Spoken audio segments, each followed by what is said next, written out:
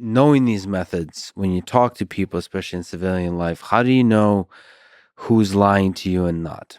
That gets to be more into the trained skill side of things. There's body cues, there's micro expressions. I'm not a big fan of, I don't believe that micro expressions alone do anything. I also don't believe that micro expressions without an effective baseline do anything. So don't for a second think that all the people out there pitching that you can tell if someone's lying to you just by looking at their face. It's all baloney. In my world, that's baloney. Like the way you move your eyes or something like that.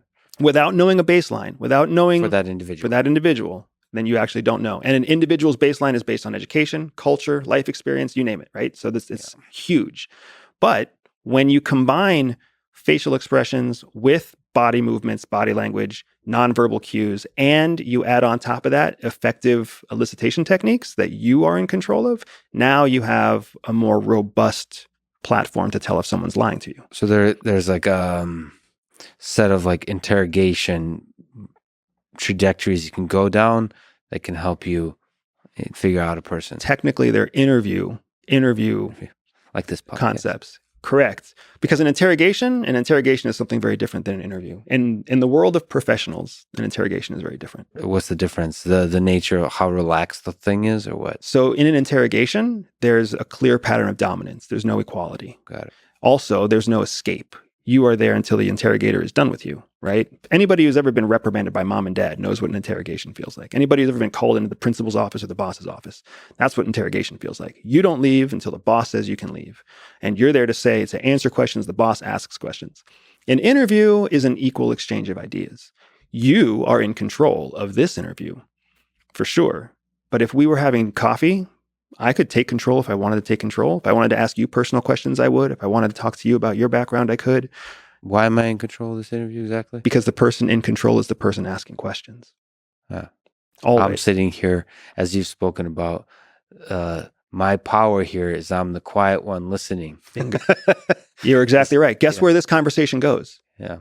Anywhere you choose to take it, because you're the one asking questions. Every time I answer a question, I am creating a pattern of obedience to you, which subliminally, subconsciously makes me that much more apt to answer your questions. Of course, you can always turn that and start asking me questions. It should, but you're saying that there's through conversation, you can call it interviewing.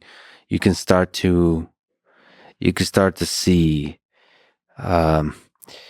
cracks in the story of the person and the degree to which they exaggerate or lie or to see how much they could be trusted, that kind of stuff. What I'm saying is that through a conversation, you develop a baseline, right? Like even just in the first part of our conversation, I've been able to create some baseline elements about you. Mm-hmm. You've been able to create baseline elements about me. Maybe they're just not front of mind. From those baselines, now we can push through more intentional questions to test. Got it. To test whether or not the person is being truthful because they're operating within their baseline, or if you are triggering sensitivities outside of their baseline, and then you can start to see their tells. That's fascinating. Yeah, baseline, like even like the tells, right? The eye contact. Like you've probably already formed a baseline that I have trouble making eye contact, and so if you ask me difficult questions and I'm not making eye contact, maybe that's not a good signal of me lying or whatever. Correct. Because I always have trouble making eye contact, stuff like that. That's really fascinating. The majority of your eye movement is to the right. Yeah. Your right, my left. Yes. Right, which is usually someone who's, if you ask micro expressionists, that's someone who's referencing fact. Yeah.